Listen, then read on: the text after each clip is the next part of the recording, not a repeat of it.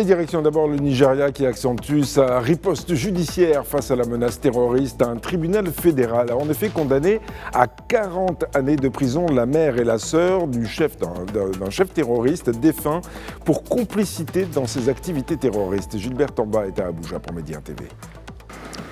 À Abuja, un tribunal fédéral a condamné à 40 ans de prison Safia Salihou et Halima Abdullahi, respectivement mère et sœur de Kachala Ibrahim Batujo, ancien chef terroriste aujourd'hui décédé. Les deux femmes ont été reconnues coupables de complicité dans des activités liées au terrorisme.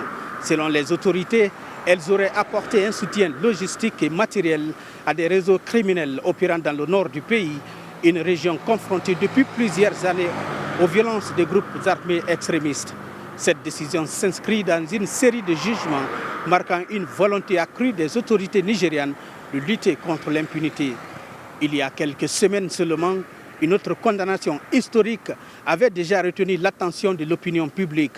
Une Nigériane a été condamnée à la peine capitale pour avoir assuré le transport d'armes et de munitions destinées à des groupes terroristes impliqués dans plusieurs attaques meurtrières à travers le pays. À travers ces verdicts, la justice nigériane durcit la riposte judiciaire et envoie un signal fort. Toute personne impliquée directement ou indirectement dans le financement, le soutien ou la facilitation d'activités terroristes au Nigeria s'expose désormais à de lourdes sanctions. Gilbert Tamba, Média TV, Abuja, Nigeria. En Guinée, le président vient d'annoncer l'interdiction d'exporter de l'or brut.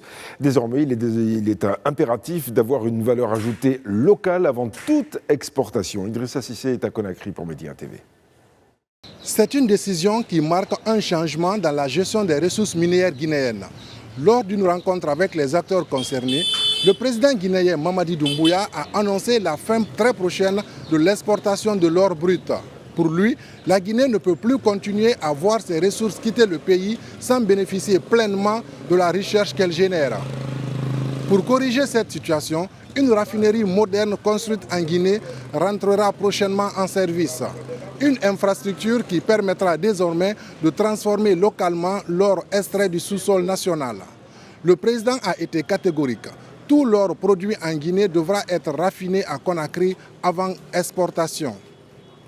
L'exportation de l'or brut sera formellement interdite.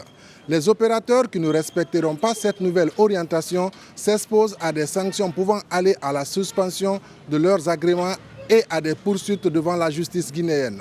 Pour le président de la République, les recherches minières doivent désormais contribuer davantage au développement national et améliorer concrètement les conditions de vie des populations guinéennes.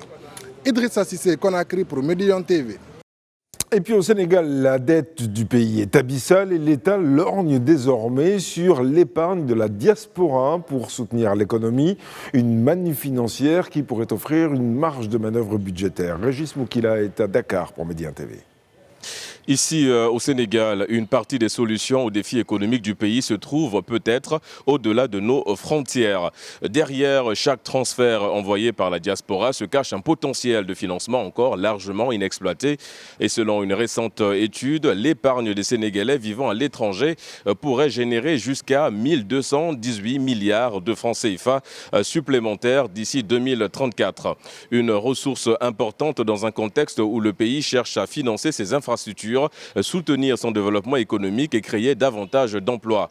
Pour les autorités publiques, cette épargne représente également une source de financement alternative en orientant une partie de ces fonds vers l'investissement productif ou des emprunts dédiés à la diaspora sénégalaise. L'État pourrait mobiliser davantage de ressources pour financer ses projets de développement.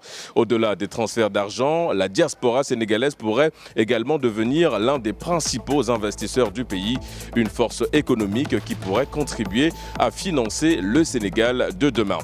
Ici à Dakar, Régis Moukila pour Média.